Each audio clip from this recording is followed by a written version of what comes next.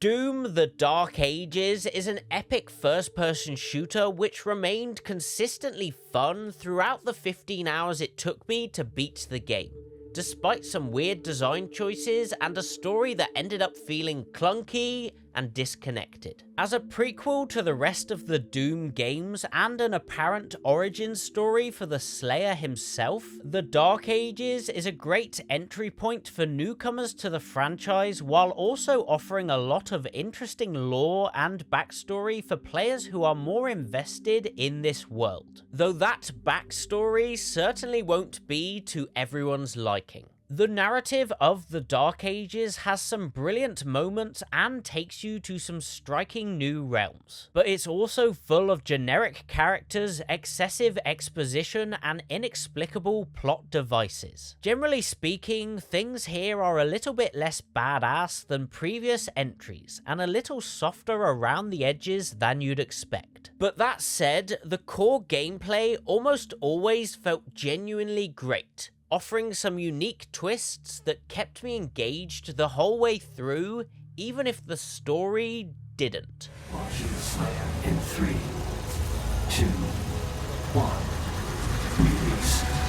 The story of Doom: The Dark Ages kicks off as the legions of hell assault the village of Carlim, seeking to claim the Heart of Argent for their villainous master. Soon enough, the Creed makers are convinced by Commander Thera of the Sentinels to deliver their ultimate weapon, the Slayer, to save the day. At which point, the player finally assumes the role of Doom Guy and starts causing some carnage. This roughly 5-minute opening sequence sets a good example of what to expect from the rest of the game's story. There are lots of heated discussions about strategies and places and mysterious things that all ultimately serve to set up some familiar demon-killing action. As the story progresses, you'll watch many more cutscenes to find out what the Heart of Argent is, learn more about the Slayer's predicament under the control of the Makers, and face off with the leader of the hellish bad guys, Prince Azrak, a few times over. Mostly, things center on the specific MacGuffin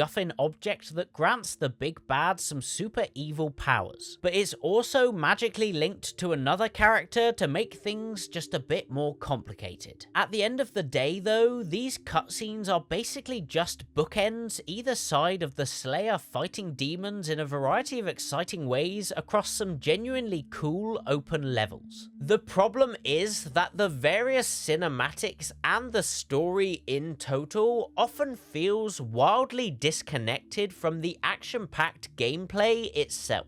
On a macro level, this narrative isn't very complicated, and yet, despite all the talking, there were several times when I landed in a new level without really understanding why the Slayer was there or what he was trying to achieve beyond the immediate next objective. On the one hand, you could argue that it doesn't really matter so long as there are demons ahead to be killed, but it just seems odd that with such an emphasis on story, the transitions between chapters were often very clunky. Each of the game's 22 chapters will have some kind of story cutscene play out at least once, usually at the beginning or end of the level. Some of these are short snippets that just move the action from one place to another, and some are lengthy scenes centered on the Slayer's friends or the game's ghoulish villains. Occasionally, they offer some really badass action movie moments, but often they're just people talking in a room. Either way, they rarely work in the game's favor in my eyes because they fail to bridge the gap between chapters in a cohesive way,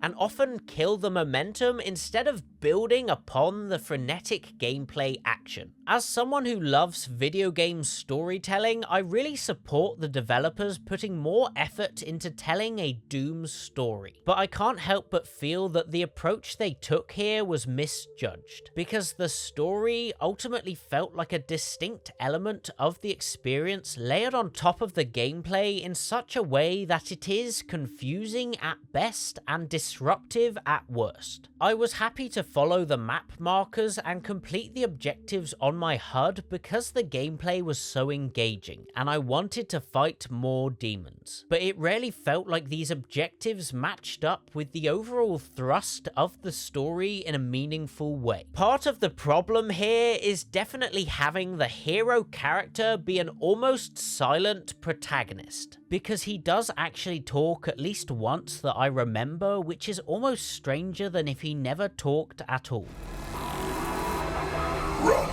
When the story is light though, there's really no need for him to talk. But if there is a lot of talking, it becomes an inconvenience. Often then, you'll just be watching Thera or Novik or Azrak talking amongst themselves with the Slayer off screen or awkwardly in the corner, and it can feel weird. To be clear, I don't think the Slayer should start talking more, but his silence was clearly a problem for the specific story they wanted to tell here. Another part of the problem though is that they overcomplicated the story by cutting away from the action too often, rather than adding depth to a more conventional tale that supports the gameplay loop.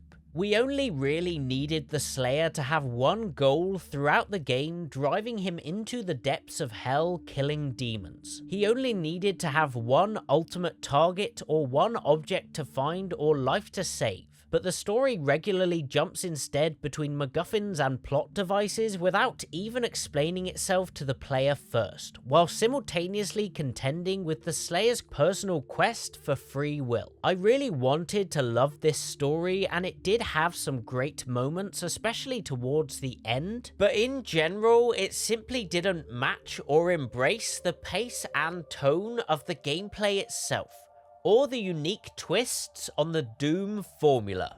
We call it the Heart of Argent. If he ever gets control of it, that much power in Hell's hands, none of us would survive. The medieval fantasy setting of Doom the Dark Ages doesn't feel like a huge leap for the franchise to make, because Gothic elements have always been integral to the game's metal aesthetics, at least while visiting Hell. This Dark Ages style feels like a very natural extension of past world building, and it does give the game its own unique atmosphere with its big scary castles, knights, dragons, and shields. Having said that, I can't help but also feel like the blend of classic Doom, sci-fi elements, and medieval fantasy sometimes comes across as, for lack of a better word, uncool. Doom has always been rock and roll, metal, badass, and hardcore from top to bottom, but an awkward combination of aesthetic and story factors do probably make this the least cool Doom game. Characters and locations don't feel quite so rough around the edges. Enemies aren't quite so menacing, and the story feels closer to a Marvel movie than a horror action flick. Doom the Dark Ages is less like the badass cover art of a metal album and more like the poster of a cheesy 80s fantasy movie, which isn't a bad thing necessarily, but it is a notable shift. And that is sort of reflected in the notably less dynamic and engaging soundtrack too. The music isn't outright bad by any means, but it's just more generic. Regardless, I do think the core gameplay loop in the Dark Ages feels great, though it definitely does have its own unique flavor when compared with Doom 2016 and Eternal. I wouldn't personally call it slow, but the mobility probably is closer to 2016, and the parry system does potentially slow it down a touch more than that. Armed with a badass chainsaw shield, players will want to deflect or parry incoming attacks wherever possible to gain an edge in combat, especially once they find the runes that unlock extra parry abilities. There were times then when I found myself running around waiting to parry rather than launching into an attack, but more often than not I still went with a full frontal assault and just incorporated the parrying whenever it came up. I don't think it dictates the pace of gameplay in a bad way, it just adds another layer to the way you play. I grew to be a big fan of the shield, and I loved the game's melee options too. Of the 3 close combat weapons you unlock, my favourite was the flail, which always felt great when strategically used in combat, especially because melee hits make enemies drop ammo for all weapon types, saving you from having to find specific ammo in the middle of a battle. Of course, you could just switch to a different gun with a different ammo type instead, because there is an interesting range of weapons available here, both familiar and new. I tried to make good use of every gun available to the Slayer, and while they each have unique benefits, I did still ultimately find myself coming back to the super shotgun again and again, because I rarely found myself fighting at range and the super shotgun is unmatched up close. I think it really breaks the flow of gameplay if you spend too long swapping between guns just for the sake of it, so getting to know just a few weapons really well makes the experience more fun, but I'm thankful for the variety anyway. And being able to upgrade your favorite weapons with the gems you can find around the open levels works well too. The open levels in general are a lot of fun to explore, and the game's map makes it easy enough to find every hidden secret if you want to, but doing so will also hurt the pacing of gameplay a little. It just depends on whether you want to feel like you're barreling through a level, getting faster and more violent as you take out increasing numbers of enemies, or you want to be a more thoughtful, inquisitive slayer. My preference is for the first option, and I don't really want to look at a map much, if at all, in a Doom game. But I do understand wanting to collect all the collectibles too. And inarguably, the pace of the frenetic gameplay is affected much more significantly by the inclusion of the Atlan giant mech and dragon riding sections of the game. Before playing, I was pretty convinced that the giant mech sections would be good fun and the dragon sections would feel odd and unnecessary. But I finished the game feeling the exact opposite way. The Atlan mech gameplay is so straightforward and on rails that those levels end up a bit too repetitive and slow. The attack moves are very limited, the enemies are all the same, and you always follow the obvious path.